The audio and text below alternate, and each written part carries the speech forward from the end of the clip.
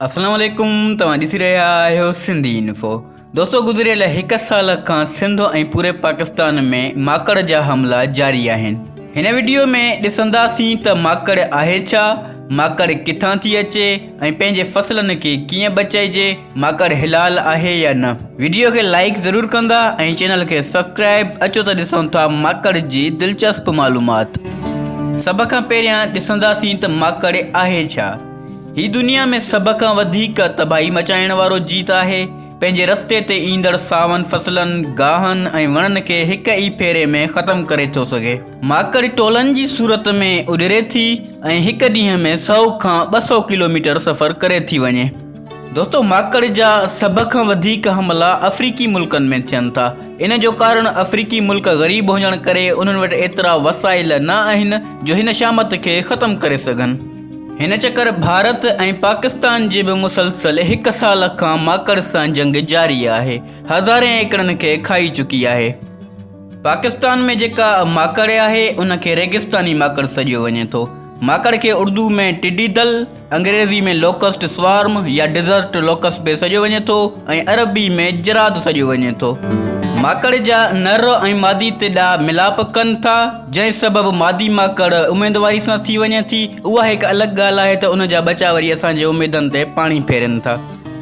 माकड़ नरम वारी जे दड़े में सुराख थी करे उते अंडा ॾेई उन्हनि खे वारी में पूरे थी छॾे। बाद में उन्हनि मां पाण मुरादो बचा निकिरनि था। दोस्तों, अक्सर माण्हू सवाल कंदा आहिनि त छा माकड़ हलाल आहे। माकड़ खे ख़ुदा जो अज़ाब सॼियो वियो आहे, पर माकड़ खाइण में हलाल आहे। मच्छी वांगुरु माकड़ खे बि असांजी नज़र सां तकबीर अची थी वञे। माकड़ जो ज़ाइको बि मच्छी वांगुरु थिए थो। माकड़ पचाइण खां पहिरियां सही नमूने उनखे पहिरियां उॿारियो वञे, उन जी सिसी धड़ खां धार कई वञे। सऊदी अरब में ज़िंदा माकड़ खे ख़रीद कयो वञे थो। उन जी तमामु सुठी रक़म मिली थी सघे। माकड़ खाइण जा घणाई तिबी फ़ाइदा बि आहिनि, पर जंहिं माकड़ ते ज़हरीलो स्प्रे थियल हुजे उनखे खाइण सां इंसान लाइ नुक़सान बि थी सघे थो। दोस्तों, इम्पोर्टेंट ॻाल्हि, अहम ॻाल्हि ही आहे त माकड़ खां फसल कीअं बचायूं। हूअं त को हिकु इंसान माकड़ खे ख़तमु नथो करे सघे। उन जे ख़ात्मे लाइ मुल्क जी हुकूमत खे अॻियां अचिणो पवंदो, पर कुझु आर्ज़ी तरीक़ा आहिनि जेके सदियुनि खां हलंदा था अचनि। तव्हां निम जे वण जे पननि खे घोटे हिकु स्प्रे बणाए फसलनि ते करे था सघो। गाॾियुनि जा टायर या मोटर जा टायर जलाए उन्हनि जे धुएं सां माकड़ खे भॼाए थो सघिजे। जेकॾहिं टायर न हुजनि त कंहिं बि क़िस्म जो धुओं करे थो सघिजे। ज़मीन में शापरा जीअं कणिक जे फसल में लटकाइबियूं आहिनि, कपह जे फसल में बि माकड़ खां लटकायो।